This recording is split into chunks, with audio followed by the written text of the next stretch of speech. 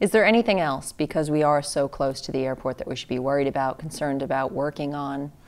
We keep a constant eye on noise monitoring and also on early turns that tend to bother people in the northwest part of the city.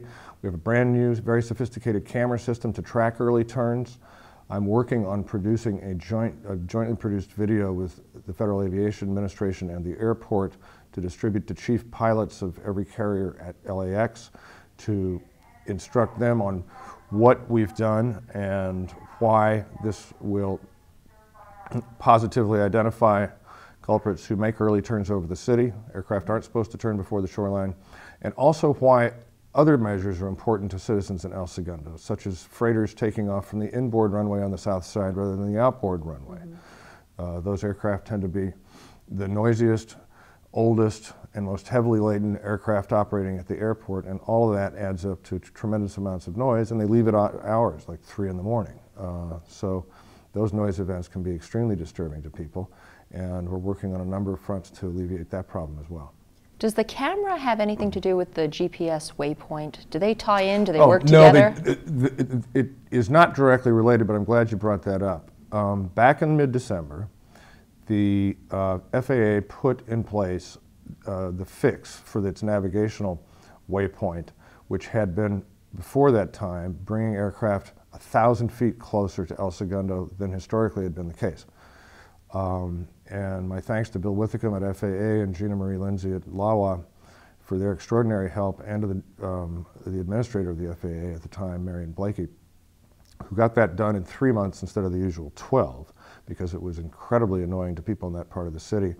We won't be able to assess the full effects of the change in the navigation waypoint that takes the aircraft back out away from the city again until after the centerline taxiway on the south side is complete, but that should be done literally any week now.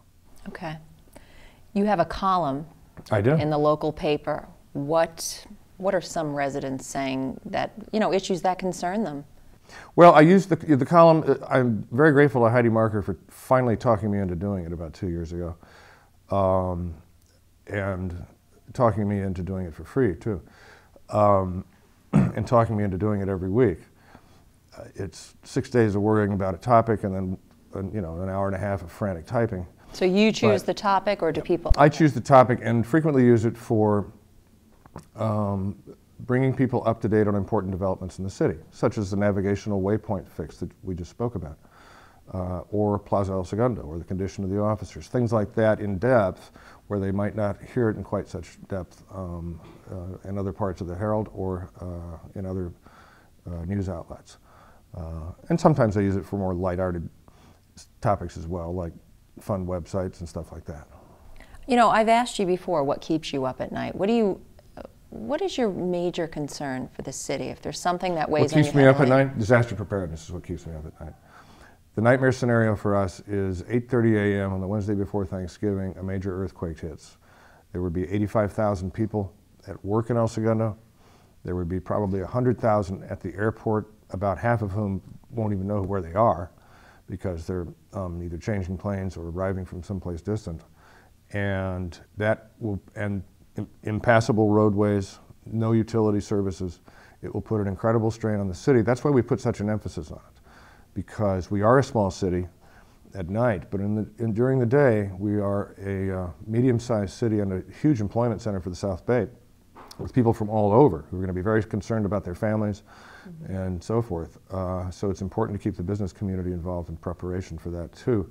It's something that we all hope won't ever happen, but is, the scientists tell it, inevitable at some point. So that being the case, preparedness is the key. Okay.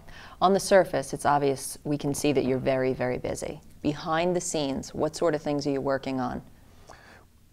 It's budget time. That's always exciting at the city, and actually it's a very serious topic this year because of the uncertain economy. We have to keep a close eye on our money, even though the city's doing well. The future of the economy is quite uncertain, and that's going to require a lot of work on the part of the council. Promoting business development, it requires a lot of work.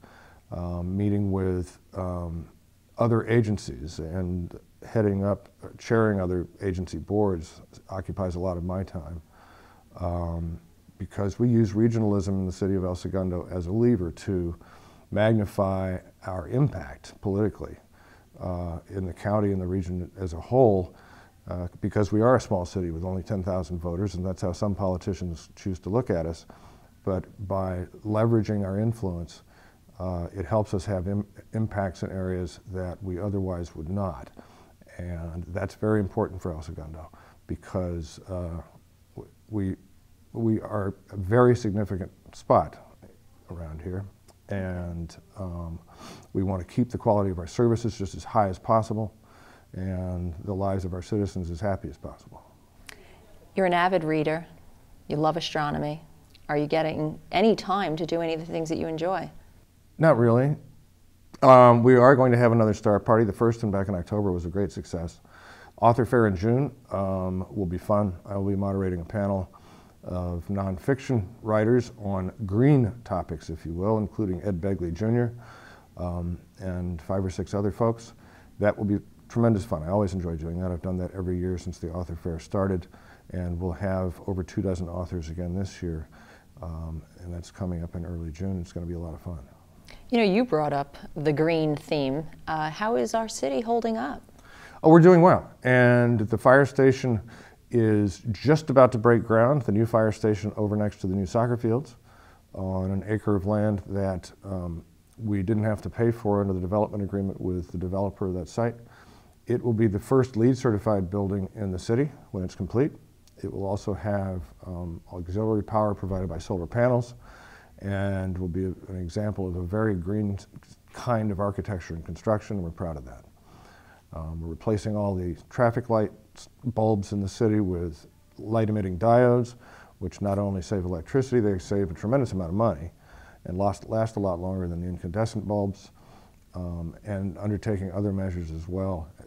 We're doing an analysis of the utility costs the city is paying just for its own facilities to see if there are some additional cost savings there as we look at rising utility rates. And something very important that we're doing is rolling out a plan for water conservation.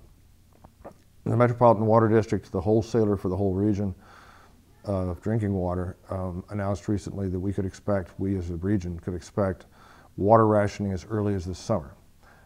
We want to avoid that in the city, and the best way to do that is to encourage voluntary conservation that promotes people to save water at their homes and at their businesses as well, to avoid the need to mandate the kinds of restrictions that some cities are already putting in place. Now, are you still having fun? Oh yeah, I'm having fun, absolutely. I always say, the minute this stops being fun, I quit. And I'm having a great deal of fun. I was talking with Mayor Frank Scotto recently on the phone. He's the mayor of Torrance, and we were both just laughing about how much fun this is. And it's great to serve your community. It gives you a great feeling of satisfaction, but this job is tremendously fun because you're working with great people, both the City Hall and the business community, but especially our residents, for a great city, and they are very supportive, and I truly appreciate that, and so is the City Council. We're moving in the right direction. We're doing well. Yeah, of course I'm having fun. Good. I'm glad to hear that. Do you want to give the viewers some information of how they can contact you? They can contact me anytime. Let me give you my cell number, because that's the one I usually hand out. It's the easiest way to find me. 310-930-0268. And they can reach me by email, which is the best way to get a quick response, kmcdowell@elsegundo.org. And you can walk into City Hall if you can't get a hold of me otherwise, and we'll set up a meeting, whatever the topic, whatever the issue. Great. And let me ask you one more question. What sort of topics can we look forward to reading in the Herald? It's a good question. I don't have one for next week yet. Okay. Okay. We're going to have you back, and we'll continue where we left off. I hope we've done the topics justice. Thanks for joining us today. Thanks, Heather. And thank all of you for watching City Council Spotlight, where you find out what's going on in your city from your City Council.